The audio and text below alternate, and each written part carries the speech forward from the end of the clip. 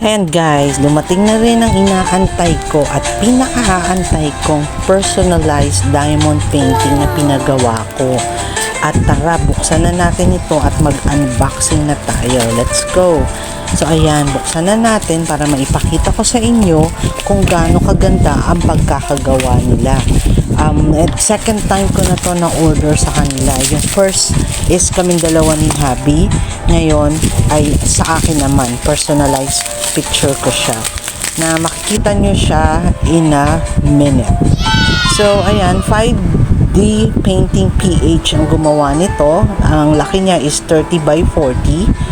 Ganyan siya kalaki na pinagawa ko. Solo lady. So, ako yon. Yeah, solo lady. So, ayan. So, tara, buksan na natin at pintahan na natin siya, guys. Kung gaano siya kaganda. So, ayan. Unti-unti. Oops. Baliktad. So, baliktad rin natin. Ayan. So, dito naman tayo sa kabila. So, siguradong ito na yung tama. Pintahan na natin. Ayan.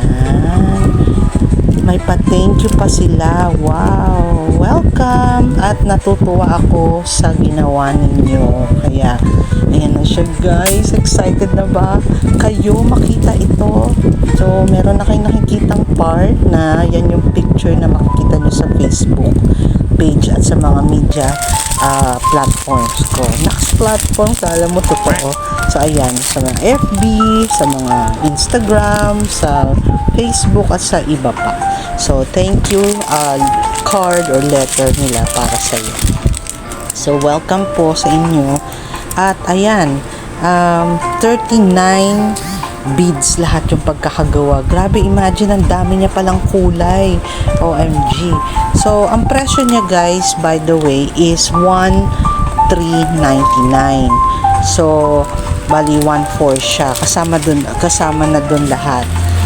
Pinapagawa nila ito sa Taiwan. Pinapadala nila yung pictures mo do, yung picture na ibibigay mo do na gusto mong gayahin nila para gawin diamond painting. Tapos from Taiwan, mag-wait ka lang ng mga 3 weeks or less.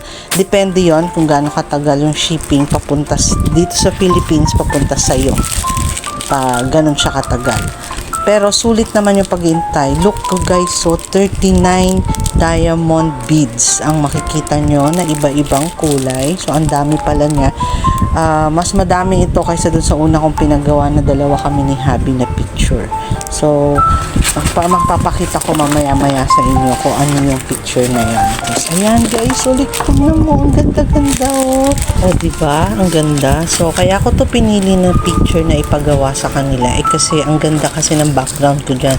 Parang maaliwanasan, maliwanag at puro bulaklakin at dahon-dahon. So very greeny, just like my thoughts. Alright, so ito na po yung picture namin ni Habi na una kong pinagawa.